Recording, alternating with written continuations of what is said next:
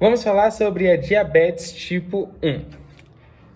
A gente sempre se pergunta, diabetes tipo 1, a diabetes basicamente é a falta, o excesso de glicose, hiperglicemia, concentração de glicose no sangue, e realmente, de fato, é isso mesmo.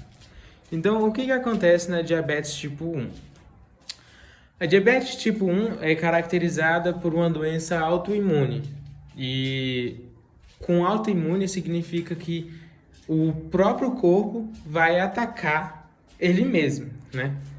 Então, basicamente, como que funciona a diabetes? A diabetes, por si só, sendo A1 ou A2, é uma alta concentração de glicose no sangue. E o que acontece com essa alta concentração de glicose? Quando a gente se alimenta, a glicose contida no alimento vai ser degradada e tudo mais, vai chegar no nosso intestino. As células do intestino, na parte apical dela, vai ter muitas proteínas capazes de capturar, de absorver essa glicose e fazer com que ela entre na corrente sanguínea. Fazendo assim também o cotransporte, fazendo com que a glicose venha entrar na célula, depois sair por ela e entrar na corrente sanguínea. O que acontece quando a glicose entra na corrente sanguínea? O pâncreas, que é o principal órgão responsável por cuidar da glicose, ele vai fazer o quê? Ele, quando vê que tem alta concentração de glicose no sangue, ele vai ativar as células betas pancreáticas dela. Lembrando que o pâncreas ele possui 3 tipos de células. As células alfa-pancreáticas, beta-pancreáticas e delta-pancreáticas. Sendo a célula alfa-pancreáticas produz o glucagon, as beta-pancreáticas produz a insulina e as delta-pancreáticas produz um tipo de coisa lá que eu não lembro o nome direito. E aí, o que acontece? Com o pâncreas sabendo que tem alta concentração de glicose dentro na corrente sanguínea, aí as células beta-pancreáticas vai lá e lança muita insulina na corrente sanguínea. Para o quê? Para essa insulina pegar e fazer com que as células absorvam a glicose. Então, como é que acontece a absorção da glicose? A insulina é secretada pelas betas pancreáticas, vão através da sinalização endócrina, né? Essa insulina vai ser lançada também na circulação sanguínea e vai atuar nas células, nas células alvos. Por si só, todas as células elas absorvem glicose para trabalhar, porque dentro da célula tem o quê? Mitocôndria, que precisa trabalhar para produzir o quê? ATP. E ATP é muito importante para a produção de energia. O ATP é o que dá energia para o corpo continuar vivendo. Então, toda célula absorve a glicose através do cotransporte. E a gente já estudou o que é cotransporte. O que é cotransporte? Cotransporte é quando a glicose ele segue o gradiente de concentração do sódio. Então, vai estar lá o sódio e a glicose do lado de fora e vai ter uma proteína com 2 tipos de encaixes.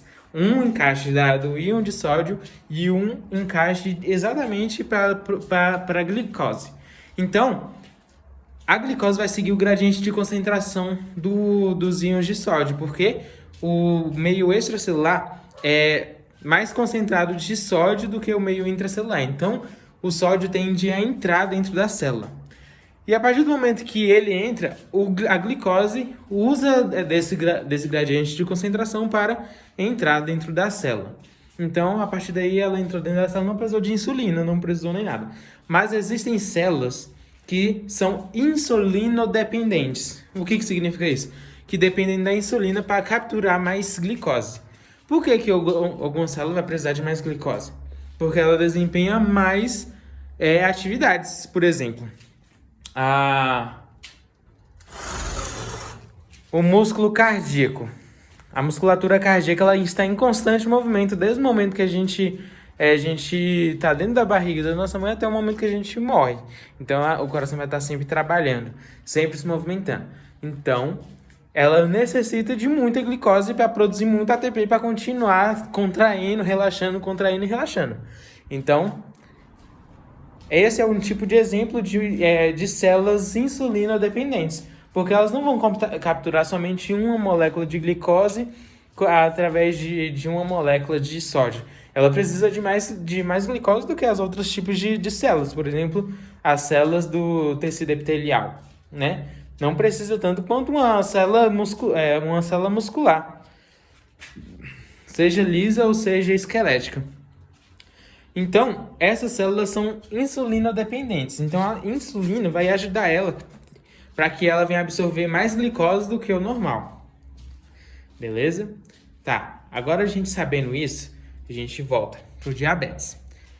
Sabendo que o diabetes é alta concentração de glicose no sangue, o nosso sistema imunológico vai atacar as células beta-pancreáticas. E o que as células beta-pancreáticas faz? O que ela produz? Que a gente acabou de falar. Ela produz a insulina. Então, se não tem células para produzir a insulina, então acaba que vai ter muita concentração de sangue lá, vai ter a mesma coisa como se tivesse greve de ônibus, porque as paradas vão estar cheias de gente querendo trabalhar, mas não tem ônibus. Então, basicamente, o ônibus, ele é a insulina e as pessoas são a glicose. Então vai ter muita gente nas paradas querendo ir para algum lugar, que no caso seria ir para o trabalho deles, ir para a faculdade, ir para a escola, mas não consegue porque não tem não vai ter o ônibus, né? Então o que acontece, né? Se não tem insulina, as células que dependem da glicose vão acabar tendo essa deficiência de glicose e acaba tendo uma deficiência de energia. E esse tipo de diabetes é perigoso porque a diabetes tipo 1 é uma das mais perigosas e mais agudas, porque prejudica diretamente as partes que mais necessitam de energia e que mais trabalham. Então, pessoas com diabetes tipo 1, além de ter alta concentração de glicose no sangue, o coração pode estar sujeito a ter uma falência e pode ter fraqueza muscular por não ter energia para a contração muscular e diversas outras coisas que podem acontecer com a falta de produção de energia, né? Que é diretamente ligada ao consumo de glicose. Então, diabetes tipo 1 é isso. Falta de produção de insulina para a absorção da glicose. As fisiopatologias e coisas a mais a gente vai pesquisar mais da frente, né? Porque atualmente a gente está estudando sinalização celular. Então, basicamente, a insulina, ele é um peptídeo. E um peptídeo é o quê? Ele é um neurotransmissor. Existem 3 tipos de neurotransmissores: aminoácidos, aminos e os peptídeos. E a insulina é um tipo de peptídeo que é um neurotransmissor. E esse neurotransmissor precisa chegar até uma célula-alvo para desencadear algum tipo de atividade, né? Basicamente é isso. E esse tipo de sinalização celular é através do sistema endócrino, né? Através da sinalização endócrina, porque é lançada através na corrente sanguínea. Então não é de célula para célula. A célula de insulina não vai estar do lado da célula-alvo. Então o pâncreas vai produzir a insulina e jogar na corrente sanguínea para as células que vão necessitar dessa insulina. Então é uma sinalização endócrina. Basicamente é isso.